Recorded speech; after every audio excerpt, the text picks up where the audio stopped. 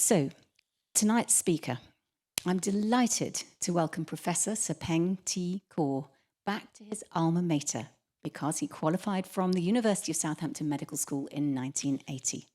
He's currently Professor of Ophthalmology at the UCL Institute of Ophthalmology and a consultant ophthalmic surgeon at Moorfields Eye Hospital in London. His research has focused on the surgical treatment of glaucoma in both children and adults. Glaucoma is the most common cause of irreversible blindness, and his group have developed and refined novel surgical techniques and inexpensive single 3-minute treatments to prevent scarring and increase the efficacy and safety of surgery. These advances have relevance and value worldwide, including in the developing world. The group are also developing microdevices, drug delivery systems, and have discovered a novel stem cell, which is being commercially developed for optic nerve regeneration. So I'm going to take the liberty of believing that you've carried the spirit of Southampton with you through your illustrious career. Sir Peng has delivered over 35 national and international named lectures and has won over 12 international prizes and awards. He was the first UK president of the Association for Research in Vision and Ophthalmology in the USA. He's raised grants of over £120 million, including raising funding for the building of the world's largest clinical research centre and Children's Eye Hospital. He co-directs the NIHR Biomedical Research Centre for Ophthalmology at Moorfields and UCL. This joint site is currently the #1 ranked site for ophthalmology research in the world. He was elected to the UK Academy of Medical Sciences in 2002, NIHR Senior Investigator in 2009, and was knighted in the Queen's Birthday Honours in 2013 for services to ophthalmology. He passionately believes that scientific research will enable us to achieve new and better treatments to change lives for the better. So it is a huge pleasure to welcome Sir Peng to give us the annual Wade Lecture.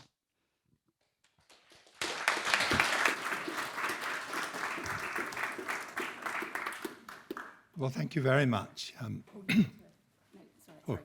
I've got a microphone. Okay. Yes, I've learned never to go to the loo with this thing on. But anyway, thank you so much, Professor Eccles, and thank you for the kind invitation to give the Wade lecture. I'm terribly honoured, and I've seen some of the previous talks, which are very impressive. And I'm also particularly pleased to be back here in Southampton, actually, because, you know, there's nothing like your old alma. And I see in the audience many familiar faces. I see Sir Charles, who actually helped stimulate me in the clinical and research center, James McGill, and all my colleagues here also within ophthalmology and not within, I'll mention as we go along, but just, it's a joy to be here, so thank you. Now, I wondered what talk to give to you today because I'm not sure eyes is the top of your priority for everything, but I thought I'd be a bit provocative and say something like the eyes are the windows to our future. And the subtext of that is, of course, research shaping the future of healthcare as we know it. So it goes beyond ophthalmology. It's much wider than that. So let's begin. But of course, my career started here, and I'd like to mention that. I did general medicine at the General Hospital and also at the South Hands. And again, I was stimulated. I talked about Sir Charles, and I went through various units, including neurosurgery. And I think the one thing I really felt was valuable about that was I learned about patients and what they cared about. And also learned, I remember in neurosurgery, we were forced to make a diagnosis without touching the patient. And I had to listen, and John Garfield taught me this. And that thought process of how you go about dissecting a problem without even touching the patient yet was very, very useful. I then went to Southampton Eye Hospital, and there's the old eye hospital in Wilton Avenue. And that funny little top you see there is the Portakabin, which was the academic unit. And I shared that with Andrew Elkington, who you see up there. And Andrew, again, was very instrumental in getting me through together with the other consultants. And while as an SHO, I began writing the ABC of eyes with him. And of course, that proved very popular and also very helpful in formulating. The eye unit, the new eye unit, which I never did go to, was there, and it was being formulated at the time. And you've got a very, very successful academic unit and eye unit headed by Andrew Lottery here, and that's been a very prominent part of the success of ophthalmology. I was then sent up to, and I say sent up, because Andrew, actually, one day he was sitting opposite each of that, as my back to him, and he said, "It's time." And I said, what do you mean it's time? You want some tea or what? He said, "It's time you went to Moorfields." I said, "I don't want to go. I like it here." He said, "No, you have to press the flesh." I think that was the word for networking in those days. But actually, I met some wonderful people, and I also worked at the Institute, where I eventually got a Wellcome Fellowship to study, which I also did in the University of Florida. And I'm very grateful to the various funders, including Wellcome Trust, who did my fellowship, and very late in my career, because I'd finished training by then. But I think one of the things I want to stress about what I'm talking about today is that I've always been driven by the patient. I particularly remember one little child when I was a senior registrar at Moorfields, and you were on call and doing what senior registrars at Moorfields do, which is write up clonazepam and do catheters. And this child came in, and this child had had 64 anesthetics, several volumes of notes, and had failed every operation and was on the pathway to going blind. And Mum used to ask me, because I was there at nights, "Can't you do anything? Can you make the operation better?" I couldn't. "Could you restore the nerve?" I couldn't. And I thought, well, so I very foolishly got a Wellcome Fellowship to try to begin to understand perhaps some of the things that maybe we could do. And I'm sort of struck by Mahatma Gandhi's paraphrase here: "Be the change that you want the world to be." Because actually, what hope has a long in the tooth senior registrar got to make any difference in life to a problem which seems intractable? Well, we'll see. So the importance of vision, it's our most precious sense, okay? 80% of our sensory input, and we prioritize visual input. And that's quite important now, because I think one of the greatest dangers of AI is we so prioritize vision. When we see something, we negate our disbelief and we believe it. And of course, that's one, in my mind, the biggest danger of AI, visual AI. But it also shows how important it is, because when you see T-Rex or that leopard there, you don't think, is that real? Isn't that real? And then you're in their stomach. So you have to run. And that's why we prioritize vision so highly. And this is a survey we did, Lord Darzi, Ara Darzi, and asked me to chair the WISH committee. And we did a YouGov survey around the world. And in every continent, in green, it shows you the people of the world prioritize vision as their sense. And again, Matthew Burton doing the global health document for the Commission, incredibly important, our visual input. But we have a problem. Now, Sir Chris Whitty, as you know, has put out his annual report. And his theme this year is the aging society. And of course, the unequal distribution of healthcare. And you only have to see this picture of a father and son 60 years later, or maybe I just show a picture of myself, really, what's happening to society. And what that graph on the left shows is, in green, all the issue of the demand, and that red line shows our healthcare resources.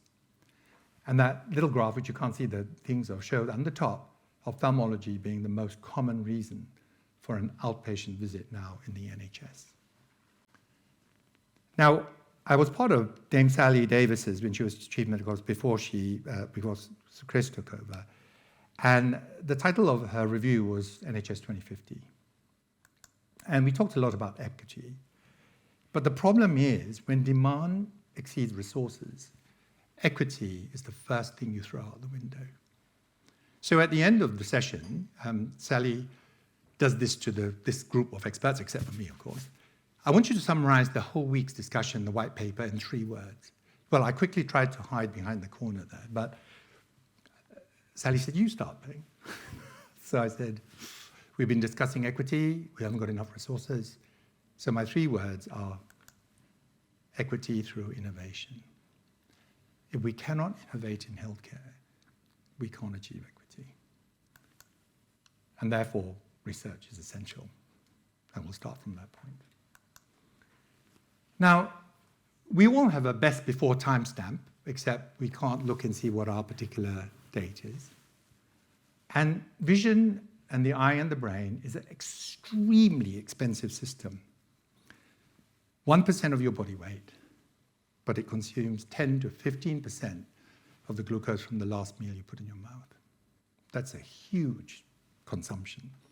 And of course, it's because both the eye and the brain are supercomputers, but they go through terrible metabolic and physical stress, depending on what the situation is. And there are particular parts of the eye, including the retina, which consume enormous, even when you're sitting there, you're consuming enormous amount of energy in your retina because of what vision is. And this has huge consequences for the diseases we're going to see. Now, this is a diagram from the Global Health publication, and you're familiar with some of these. Those conditions on your right there, diabetes, glaucoma, age-related macular degenerations, everything, every one of you, if you live a normal lifespan, will suffer from one of these conditions. I'll just repeat that. Every single one of you watching this and in the room will suffer from one of these problems. And that's because of our design, okay?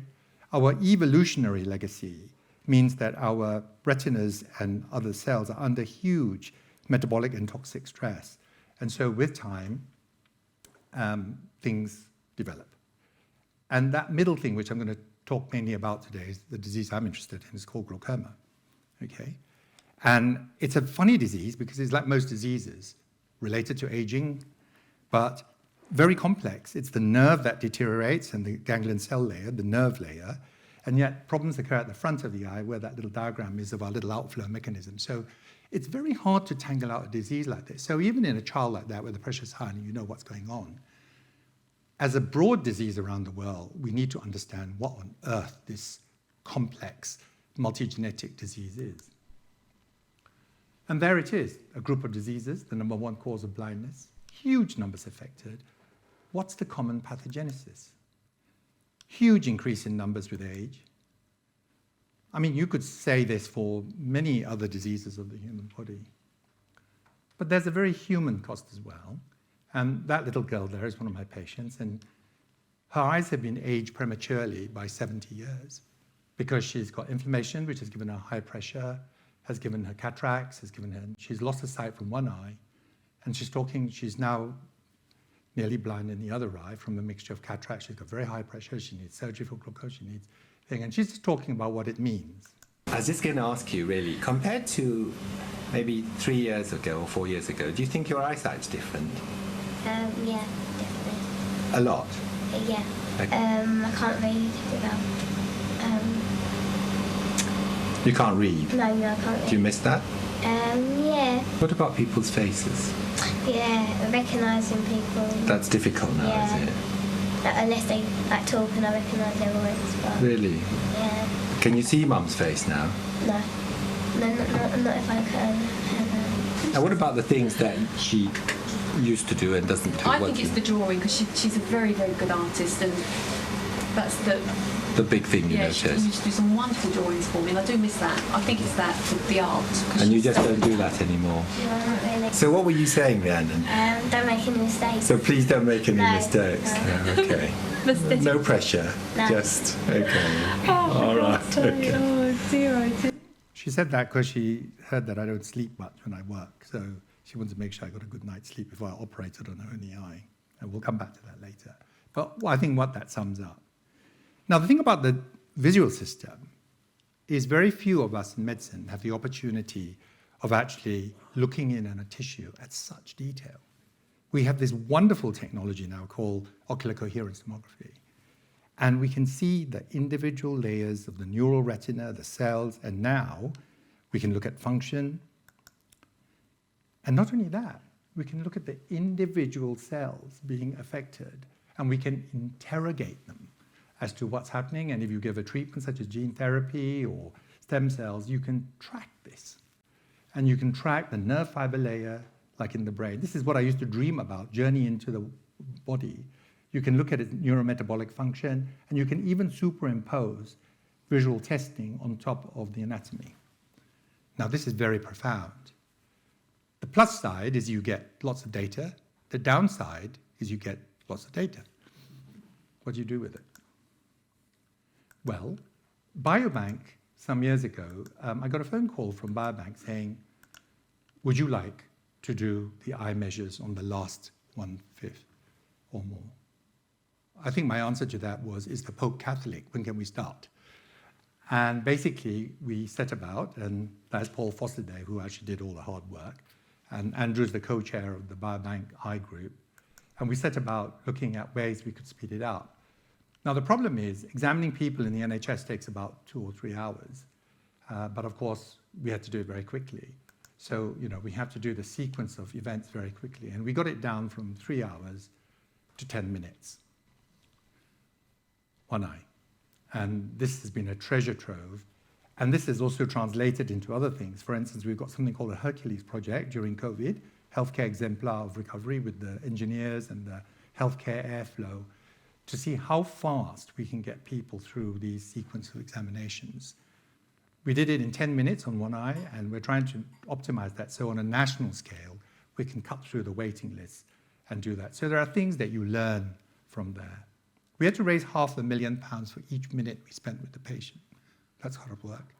But in the NHS, it's probably more like £5 million per minute that it's costing us. So this is very important. So what do you do with the data? Well, we were very lucky that years ago, I met up with Demis Hassabis there, you see in the middle, and there's P.S. Keane, who's our AI expert and NIHR clinical lecturer, who came because we got a BRC. And he also contacted Mustafa Suleiman, who's the other founder, and we began to work on the eye. Because this funny little scan of the eye has millions and millions of pixels, but it tells you about what exactly is going on in the retina. And the nice thing about DeepMind is that they have a no black box philosophy. So what you see there is the different pathology in the macula segmented into edema, neovascularization, and all the other pathologies you see. And what you see up that little diagnostic is just like a human, because it learns from us, and it learns that actually the differential diagnosis is 95% age-related macular degeneration with neovascular membrane, and it also triages at the 90 to 96% accuracy. It's still the most accurate human AI in existence. But it needs something. It needs something called the ground truth. Now, we chose macular disease rather than glaucoma because there's much more agreement amongst macular specialists. And so what this shows us is the power of modern AI. And what this shows you is the same technology being used to beat the world champion in Go. 10 to the power of 170 plus doesn't seem much to you. But actually, the full permutations of the word Go is that there are more molecules than there are in the universe. So in other words, the machine learns like we do in experience.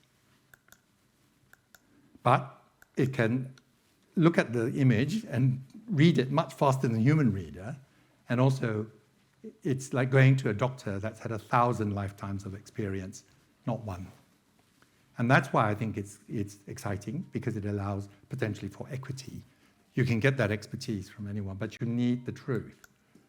And also, it's began to show us this analysis of the different structures in the large data, that in the biobank, for instance, the nerve fiber layer, which is part of the brain, is the single best predictor of future cognitive loss in the biobank cohort, better than the MRI scan. And that's because you can use deep analysis of the different subsegments of the eye to tell you that. It also tells you a lot of very interesting other things. You'll see the headline there about heart attack, but it's pretty good at predicting your BMI, your sugar, your blood pressure, your systolic, your diastolic from the eye images. And that's extraordinary because we're learning how it's doing that. And this has had a huge number of internets because the report said that AI predicts sex and everybody logged on to that. So, but what it shows you is that using our ability to deal with large amounts of data, we can begin to analyze this very large amount of data that we have on patients. That's the other thing we want to do. What this graph shows is over the course of a lifetime, i.e. 40 years, Patients all start with good vision. You see that visual field on the top, most of them, virtually all of them, and you can see that's the left and the right eye charted. And you can see over 40 years, a certain cohort of them end up in the bottom right-hand corner. And the real issue is which ones? Because you've just spent huge resources following up all these dots to try and prevent those little red ones at the bottom there. So again, if we can use the data and the different clinical data that we have from patients, we're able to segregate them appropriately, and also perhaps for clinical trials of different treatment, begin to identify those that are most likely to respond to your treatment because of the way they get worse. Now, human brains can't deal with this sort of data quantity, but AI can. And so this is why it's so exciting. The other thing is genetics, and I speak as a non-geneticist, so you tell me if I'm speaking absolute nonsense. And this is the study that Anthony Kawaja and the whole team did, looking at comparing biobank for risk factors for raised pressure. But one of the interesting things you'll see there is that it popped up with mitochondria. Now, as you all know, the mitochondria are the power cells of the eye. And it came out also with lymphangiogenesis. What the hell has that got to do with glaucoma? Well, and this is why large data, these are the Manhattan plots, begin to tell you what's going on a perhaps more personal level. Because if you take some of these risk factors, it's no point screening for glaucoma. It's too expensive because it's too unselective. But if you start taking genetics into account, you increase the risk of who's going to get glaucoma. And this is the equivalent of aging you 33 years. It's the equivalent of pushing your nerve in so that it's half pushed in more than ever before, or it's the equivalent of a huge increase in your intraocular pressure. So this is where genetics has been very useful, because it's beginning to help us segregate who is going to get worse in glaucoma, and perhaps we can home in on those who are going to get worse. The other thing is, it begins to tell us on a cellular level who might respond to different treatments. And again, I'm sure you all can't remember, but basically, what the basic story is we're born with certain genes, and we're doing some very exciting work, I hope, with the Institute of Child Health at the moment. There may be predetermined genes that we have that trigger, and they either develop in childhood, like that child you saw, or maybe later in life when we're stressed by different provocative agents in life. And therefore, it may also determine what are the best treatments for these diseases so that we can have the best chance of a response. So I'll go back to this funny disease called glaucoma, because we have problems at both sides of the eye. We have problems about the fluid flowing out of the eye, and we have problems about damage to the nerve. And of course, they are related. But we need to know, and this diagram here shows the different resistances of outflow in the eye. But we need to know about things like the demand, the degree of effect, the duration, the delivery, and the deleterious effects. And what we know from our large studies, if you take the stress of the nerve by lowering the pressure, a bit like lowering your blood pressure, it basically minimizes your aging. Because every one of you sitting there, your eye is pulsating every second as your heart beats. And as a consequence, your nerve is being pulsated backwards. And so if you live long enough, you'll all get glaucoma. Okay? If I do this to the table every second, it'll break, even though it's quite strong. So our human body is like that. And what these graphs are showing in these clinical trials is that if you get the pressure right down, you minimize worsening of the damage to the nerve. And of course, if you extrapolate the ability to be able to lower the risk, the trauma to your nerve, which you're all getting at the moment, then actually this could benefit huge numbers of people around the world. Now, this is the Queen Elizabeth Diamond Jubilee Trust, and this was set up by, very topically, David Cameron, who's been in the news today. David Cameron put 70 million into the Queen Elizabeth Diamond Jubilee Trust. And of course, for some reason, they asked me to sit. And of course, I said, eyes, eyes, vision, eyes. £70 million 80% was spent on eye disease. Hooray. But we chose trachoma, which is an infectious disease, not glaucoma. And why? Because when you speak to the WHO, and actually this is true about more treatments, that includes gene therapy. Is it a one-off treatment? Is it a multiple treatment? We need one-off treatments, like you have cataract, where you can cure people in one treatment. And in glaucoma, we need that. So, this is the National Eye Institute Audacious Goals Day, which I was invited to, and we had to put in audacious goals for the future. And although I did put in stem cell therapy, we were working that as well. I put in a new goal for glaucoma surgery, bearing in mind this issue that glaucoma is not a priority, even though it blinds so many people in the developing world and the developed world. And I proposed a new target for our audacious goal, which is the 10-10-10 challenge.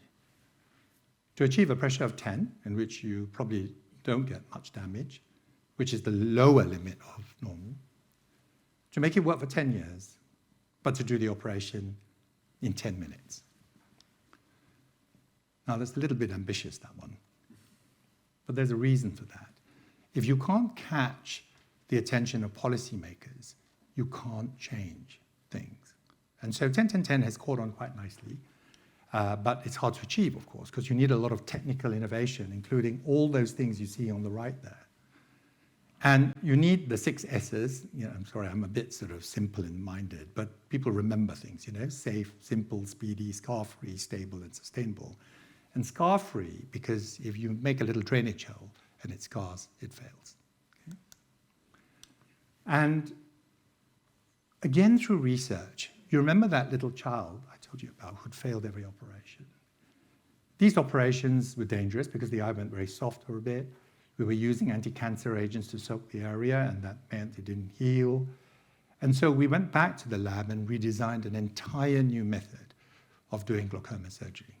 And I call that the Moorfield Safer Surgery System. And since then, this type of surgery has been more effective and a lot safer. This in red is the side effects of the national study done before the advent of the safer surgery system. And the little things you see in green there, so hyphemous blood, shallow, soft eye, choroidal, which is lots of fluid in the choroid, which damages your vision, reduced acuity, you can see that the operations become much more safer. And this has been adapted and used because it's simple. Because I go back to this issue of equity. You've got to design things, even though you research quite complex issues, by trying to translate them into things that are relatively simple so that they can be applied to people. And that's the UK paper showing that it's much safer with the new techniques of surgery. But again, research-driven. But that's not good enough, because if you want to do the 10 minutes, you've got to have probably a micro device. And so now we're using these little micro devices, which substitute for 20 years of training and experience to be able to control the flow. The inner diameter of that is 70 microns, so less than 1/10 of a millimeter, and that controls the flow, so you don't get the soft eye. But you also need anti-scarring treatment, or it completely fails. And that's Paul Palmberg, my colleague in the US, who popularized our system of surgery. And when they were developing this, they didn't use anti-scarring treatment, which you have to do. And so when I was walking with him in America, he saw a gentleman there and said, "Come and meet the man who saved your company." And I said, "What do you mean?" And basically, because he was so insistent that we used a certain technique of anti-scarring treatment, that they did 3 trials without anti-scarring treatment, and they raised enough money to do one using the Moorfield anti-scarring system. The ones without the anti-scarring system had a 10% success rate, and they would have gone bankrupt. And the one that was done with the anti-scarring treatment, our technique, basically changed everything, and therefore this opens the door for some of these new techniques. We also need to develop ways of preventing scarring more easily. So we've repurposed something called beta radiation. Now, you've probably all heard about it, strontium-90 probes, and they're for external cancer. But actually, we've repurposed that, and you can now do it for 30 seconds. And basically, when we did a trial in Africa, where you really need this, you can see that this probe is 5 times more likely to be successful without eye drops, which you can't really use in Africa. So we're getting much closer to the 10-10-10 challenge and the requirements that that little child needed, because we've been stimulated by the need, and we've used lots of different types of research to help us move towards that. And hopefully we can get a system where you drop the pressure, and because you can top up anti-scarring treatment, you can stay in the safe zone, the sort of honeymoon zone, for the rest of that patient's life. And so we're getting closer to, much closer now to 10-10-10. So, you know, if you set your targets right, sometimes you can do that. None of this is possible without the sort of research I was talking about. Finally, I want to go back to the second question that the mother asked me. Can you save the nerve? I mean, this is like, you know, it's a bit like deep mind beating Lee So Doll and go. You know, the nerve is part of the brain. How can you possibly? But you remember that in that genetic study, we showed that mitochondria are very important. Why are mitochondria important? Because that's the way we've been built. The retina is built upside down. Your iPhone has the photoreceptor in the front and the wires behind. Your retinas have the wires in front and the receptors behind. And that's a big problem, because if your fibers are myelinated like the rest of your body, you're totally blind. And people who have accidental myelination are blind.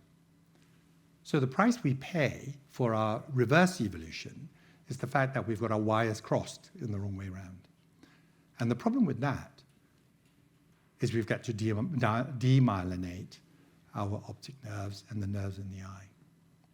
That means the energy consumption goes up 5 to 10-fold. It means they're incredibly vulnerable to being disturbed. And that probably is what we think glaucoma is now. We proposed a theory called the energy theory. And you'll see that in the optic nerve, you'll see there's the non-myelinated nerves as they lose their myelin and they go into the eye. And of course, that's where the mitochondria are, because the nerve is one cell. Your ganglion cell extends all the way from the eye to the brain. That's the equivalent of your arm extending from here to way beyond Southampton Airport, okay?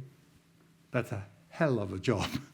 And basically, if you apply pressure at the optic nerve, the cells, called the astrocytes in the optic nerve head, which are superpowered mitochondria, get separated. And so if you see the optic nerve here, so this was our theory, that actually going from the mitochondrial issue, you can see that the astrocytes line up throughout the course of the non-myelinated nerve. And so basically, when you have a normal optic nerve, you see those parachutists there. They're all tied together. And basically, the nerves run through them, and they supply power and neurometabolic support.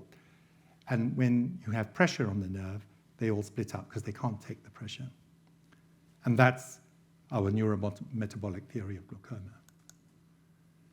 So what happens if you replace that, like you were young again? Well, some remarkably spectacular things have happened in biology. So we can now grow a whole retina in the test tube from one cell. In fact, you can grow 1,000 retinas from one cell. So that's what we do. Because hidden in this developing retina lies the power cell, what we call the Muller-Glel, which I've named the Moorfields cell. And so our hypothesis was, if you extract these identical cells, because then you have a product then, and you put them in the nerve and on the surface, what happens to the electrical function of the optic nerve? Well, what that graph there shows is that it, electrically in the rat anyway, you get a restoration of some of the electrical function, as if the nerve's been re-energized. And the advantage of doing it this way, as opposed to regrowing the nerve, which is very difficult, is that you can put these cells, you can grow these cells, and now you can put them in the eye. And so, again, you see the information we have about our anatomy and about some of the things we're discovering about why mitochondria might be important in glaucoma are now becoming much more relevant. And what could that achieve? I see many patients who go from that stage to that stage in 2 years, and they go from being independent to being crippled. If I could just turn the clock back, if we could turn the clock back just 2 years and reverse aging, we might be able to change their lives. They'd give anything. If I asked my patients, if I could turn the clock back for you 2 years, they would give anything to have that back. So again, driven by the needs of an individual, you see how research into the anatomy, how the eye works, how we examine things can help us take things forward. So what's the conclusion? The conclusion is that the eyes actually are windows to our future. I hope I've shown you that in many different ways, particularly using the modern tools of artificial intelligence. But it's research that opens the window, that gives us the insight into how we're built, how we have built in defects in our design, and that includes macular degeneration because we have breakdowns in parts of the cellular function that can no longer detoxify the very toxic products of vision, and that gives us damage to the RPE and macular disease, and the simplistic view of that. And I think I've also shown you that research is essential for future healthcare. Because like I said, equity through innovation, we cannot innovate, we cannot cope with you see what the waiting lists are now, but that's not just COVID, that's the aging population, as you heard from Chris Whitty. So we must research, we must innovate if we're going to deal with all the built-in problems of the human body. And research really does change lives for the better, because now I still see children from all over the country and all over the world with the same problem, but now I can save most of them. And that's a big difference in a relatively short time because of the innovations that research has brought. And this little girl here eventually had a series of operations, one for glaucoma using anti-scarring agents and things. And this is actually her after having her cataract removed. But again, I had to use very special techniques, anti-scarring agents, anti-inflammatories. But it's a nice video to see, and it expresses the human side of what's at stake for us, because if this works, it turns the clock back for her quite a few years. It'll still be very blurred. Okay, when I take it off, It's it'll be just that very... it really hurt. Is it? Yeah. Okay. I'm trying to take it off. Can you see any letters up on the chart, maybe? Oh yeah, NH. Oh, wow. NHT what? NHT. I can't see the last You one. superstar. I think it's a no. It is a Oh, no. that's amazing. You superstar. That's so good. Isn't that fantastic? Have you got How's that then? that? Oh, that's good. I can see everything now. Mum's never been so quiet. You see? Mum? Well done, honey.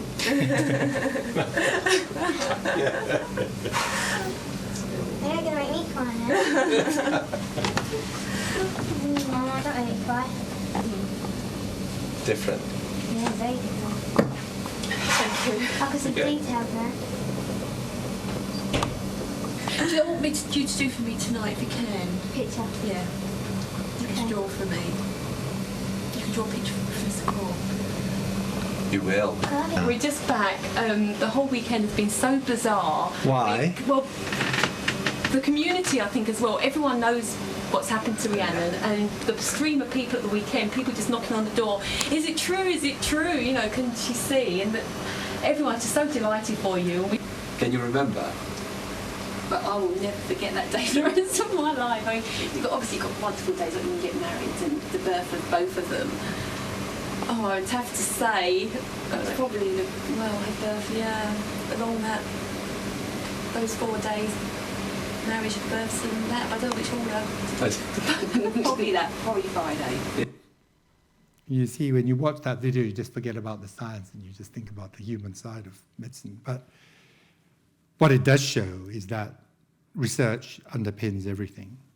And I suppose what I've learned since I went through med school here and learned is that actually, in some ways, Gandhi was right. be the change. You know, you never dream, you never know what you can do if you do research. But what you've got to do is you've got to do it. And sometimes, you know, it works well. And the truth is, you're going to have a lot of disappointments when you go along the way. But without that, you don't get this. And so there's a lot at stake for all of us, because I think I've explained the story about our built-in time zone going on in our eyes. And I think it's research like this that will make the ability to prevent aging so that we lead good, healthy lives, at least for the lifespan that we have. So thank you very much. I'm very pleased to be here. And thank you all for coming here and listening online. Thank you.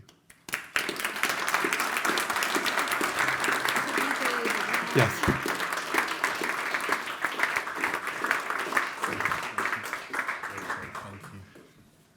Thank you. So that was an amazing talk, as we knew it would be. Really stimulating. We've learned lots. And hopefully you have lots of questions. So we have a Q&A session now. We're going to combine this with people online and people in the room. So we have Professor Borelli, who's going to be our conduit for online questions. So start getting your questions ready. And if nobody's got one right now, have we got any online? So there's lots of thank yous online. Yes. We have one. What innovation in follow-up care does Sir Peng see as viable? Is the future in the community? Right. I think so-called asynchronous care, where you get all your tests done in the community, and then that can be remotely looked at the moment has to be the model. Because if you look at the demand at the moment, it just cannot be met because of having to regularly maintain patients. So the diseases you saw on the right there, macular disease, diabetic disease, glaucoma, the chronic disease of aging now account for about 60+% of our cases. So we need systems where we can quickly screen, and thank goodness we have the machines to do it, and then they can be reviewed, and of course that's how a lot of our cases have gone. And so we can then reserve that, and maybe with the advent of AI, we can, if you like, segregate the patients, so the patients that need to be seen get seen more, and the ones that don't need to be seen don't come up as often, because it's very inconvenient. So basically, I think with the use of modern technology, that is going to be part of the answer for the future. Yeah. Thank you. We'll take one from the room now, please. Do I need a mic? You do. I think there's one just coming. Thank you. Lovely talk, Peng. But I'm used to hearing you talk so eloquently. Nevertheless, thanks very much.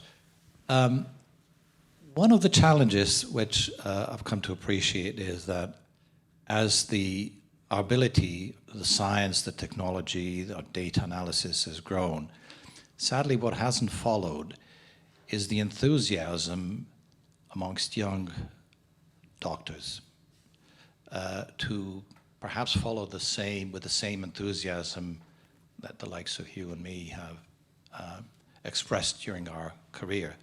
So is that a problem? I mean, I hear this from colleagues around the globe, that we don't have as many people clinicians interested in doing research. Is that the same in ophthalmology? And if so, what is being done? What could be done? Actually, the same throughout medicine. Yeah. And if you look at the Academy of Medical Sciences report, the fall in the number of new academic trainees is quite significant. And that's a national and international phenomenon. There are, of course, a lot of reasons for that. But it's very, very important that people feel. I remember years ago, I've obviously trained an awful lot of academics, many of the ones you see who are responsible for much of the work you see here. And I remember giving one a job, and he afterwards confessed to me that actually I wasn't the slightest bit interested in research, but I just needed a job. He's now the second most quoted person in the world in his field and has made huge contributions. And I think they need to get the taste. Not every person will follow that. And that's why I'm very grateful, and I'm sure many of the academics here are, for the Wellcome Trust and MRC, because if I hadn't had a taste Because I remember the chair of the committee afterwards coming up to me much later, the Wellcome Trust, and saying, God, we took a big risk on you. This was years afterwards, by the way. And I said, well, thank you, sir. I think so. And he said, you're so senior that you were very expensive, but clearly it was worth it. So it's risk. They took a big risk by funding my Wellcome Fellowship at the end of my career. And again, throughout for the rest of the people. If you don't get the taste for what you can do with research, you won't do it. So it's very important that we have a big enough cohort of people, and I don't mean just doctors, of course, the nurses, everybody else, the scientists that do the research, because that's the lifeblood of research, and if we don't have that, then actually we can't do it. So it's the components that are built into those innovations are enormous. As the lady who funds the biggest eye research prize in the world said, people will never know who's really helped them. And when we get our treatments, whether it's for cancer or anything, we as patients, I say we as patients, so I'm that sort of age, will actually never know how many people have contributed to the fact that we're better, or that we're cured, or that we're changed. And that doesn't happen easily. It needs a lot of people doing research. So I think that's the story I would like to say. And going back to what can we do about it, I think we have to lobby, we have to advocate with government, because governments now have come under a lot of pressure, as you well know in the news every day. And they need to understand that they need to make, and I've constantly made this case to government, because without this, there is no innovation. We're stuck. So it's really critical, yeah. Thank you. Great question and great answer. Can I follow up on that? Yeah. I was going to ask what you mentioned brilliantly, how you've managed to lobby and work with politicians, work with policymakers. What advice would you have for others? What tips have you learnt along the way? Well, I think whatever you do in life, you have to understand where somebody else is coming from. So I tend to like to know who's in my audience. And if I've got the Minister of Health coming, I like to know what's in her or his mind. And I remember when I was given a visit 2 days before the comprehensive spending review, and the budget was under threat, and somebody rang me up and said, I'd like you to meet the Minister of Health, and by the way, don't let me down. And I said, okay, what are we going to do? And I had to look up the individual coming, and I said, we're going to do several things. We're going to show that we make progress. We've got 1 hour progress. We've got to show that, we're gaining in everything that we're doing. And we've also got to show that people appreciate it. So I brought in a whole lot of patients whose lives have been changed. And they're grateful. And of course, if they're grateful, they know who's responsible. So you've got to understand because as you can see now, modern decision makers are faced with a lot of incredibly difficult decisions. And so you've got to express in their terms the things that they have to answer for. And that's where us as people matter, because we can lobby. People matter because we vote. So it's very, very important that can be mobilized, because if you can do that, then you can get action done. So I think this has been very important over the years to maintain the science budget and keep that going. Yeah. That's a good answer. Thank you. Have another answer. Please, Miguel. One thing you say, the number of researchers are going down. Surely some of it's pay. The lower chaps getting their PhDs, they're paid a pittance. Is there any way we can make salaries higher and you'll attract people? That's a really important point, and you're right. And the complexities of play are quite a difficult one, I think. But you're right there, because human beings are comparators. They always compare, don't we? Compare. I saw the BBC had a pay comparison chart the other day, and basically,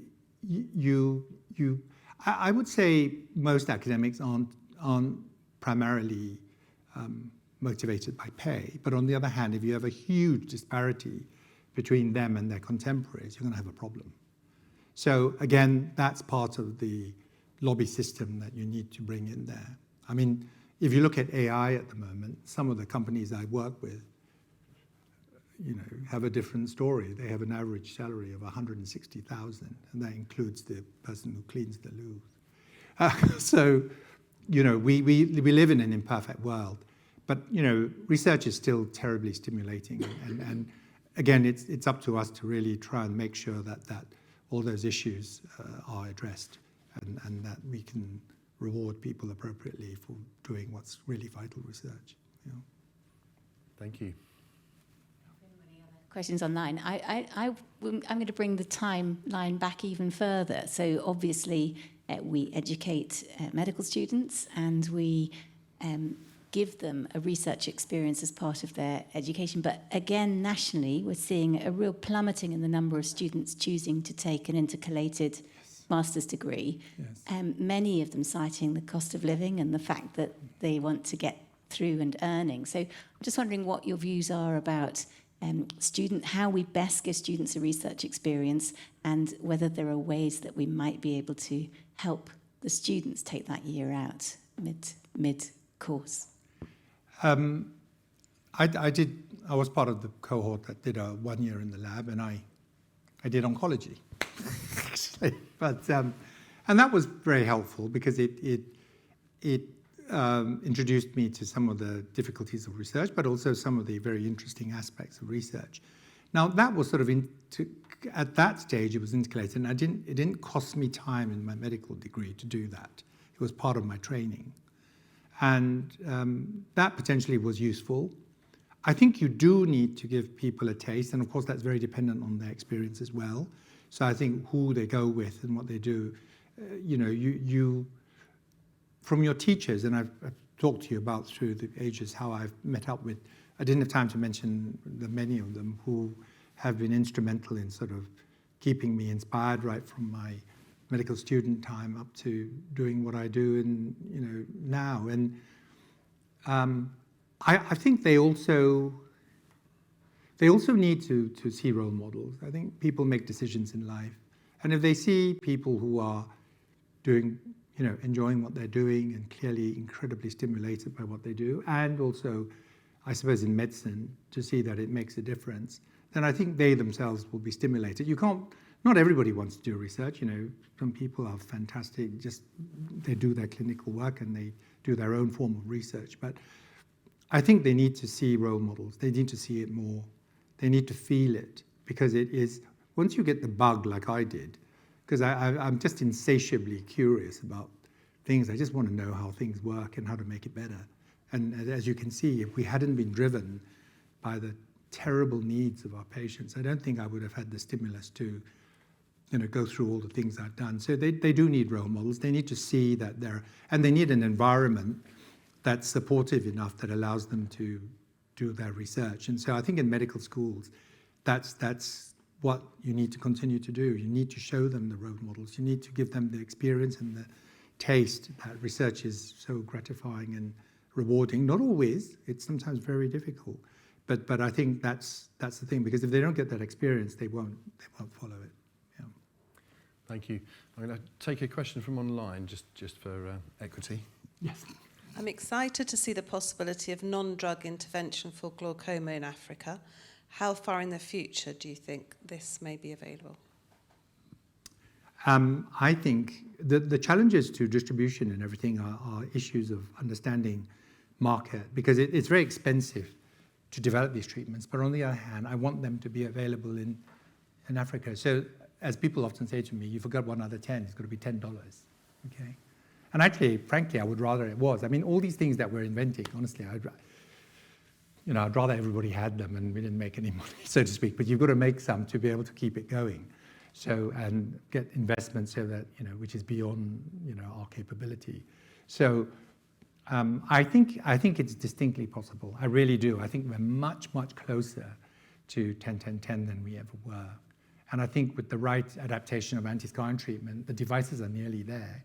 I think we can implement this. So then it's a matter of understanding how you get a product fully developed, how you have a model for it to be developed in the developing world as opposed to the developed world. And that's a lot of skill. And as I've realized, when you take even a really clever idea into industry, you need a whole lot of other skills. And so that's what we've got to train up people with as well, because you can come a cropper right along the way. So we need a multi-skilled, multidisciplinary action. So when we delivered the first stem cell membrane treatment, they had to fill in 40,000 pages of A4, right? Most people aren't capable of doing that, so you need a lot of resource and support to do that. Yeah. Thank you. So we've probably got time for one more question. We've got one in the middle of the room, please. Thank you. Thank you very much for an exciting and, what should I put it, inspiring talk. Thank you very much. In the online question kind of like covered what I was going to ask. So with the advent of AI and deep learning, in 10 years' time, where do you see the management of glaucoma? Glaucoma, interestingly, is more difficult than macular disease for AI, because basically, I go back to what's called the ground truth. Your AI is only as good as you teach it. And there's not a total consensus because of the way the natural history of glaucoma relies on multiple examinations of the nerve, of the pressure, of various other things. But nonetheless, I think with our improved imaging techniques, which still can be applicable to a broad spectrum of people, plus the ability to, as I was interviewed by the press when we first put out the Octane, and I said, why do you want AI? And I said, I want it because people come from all over the world to see me because I'm old and experienced, right? But I'd love that experience to be imbibed in something so that my experience, or not just my experience, all the others that, people who I work with much more skill than me, can be imbibed into AI so that it can benefit people in the world. And so DeepMind, for instance, AlphaFold, which is Demis's, translating the DNA into the 3D protein, thought to be impossible, cracked by DeepMind. But the most wonderful thing about Demis, because he gave one of our name lectures, and I said he's a genius, he's an emotional genius because he gets all these geniuses to work on projects together, but he's also a humanitarian because he persuaded the Google board to put the program for AlphaFold on the open source. Every researcher on the planet who uses structural DNA conversion to 3D, which will enable us to make new drops and drugs, has used that program. So I think we will improve. I have no doubt about that. But the sort of logistics involved in making sure that we go all the right way with data and how we do that, and we've had to set up a huge infrastructure to sort out that issue. It will come and it will improve. Well, you have to believe that because, like I say, without that innovation, we haven't got enough person power in the world. In India, if you go in and you get screened for diabetic retinopathy, if your diagnosis is made on the spot and you go out of that door, your chance, and you've got blinding retinopathy, your chance of retrieval is 10 to 20%. If your diagnosis is made on the spot and you can be persuaded to be treated, your chance of being treated, it goes up to about 80%, okay? So that's where AI and stuff like that comes in. Because really, if you can deliver on-the-spot diagnosis or warning or triage or whatever it is, you have a much better chance of equity of healthcare. And that goes for not just eye disease, but other diseases. So I think I want that skill in AI. I want to give AI that strength that we all have so that it can have not just one experience, but 1,000 experiences, just like the AlphaGo, so that actually we get better equal treatment for people around the world. So I think that's what my hope is for AI. Whether we can get through the logistics of delivering that, that's another matter, but we've got to put equal effort into delivering that as well. Yeah. Thank you. So with that excellent answer, I'm afraid I'm going to have to draw it to a close this evening. So I've got a few thank yous to make. Thank you to Professor Borelli for doing our online questions, to Professor Eccles as well for introducing. Thank you to everyone online who's joined us. There'll be a poll on your screens, apparently. Please do fill in that poll. And thank you to everyone in the room for coming with such fantastic questions. Safe travels, but most important thank you, of course, is for Professor Peng Tee Khaw for delivering our Wade lecture. Thank you. Thank you.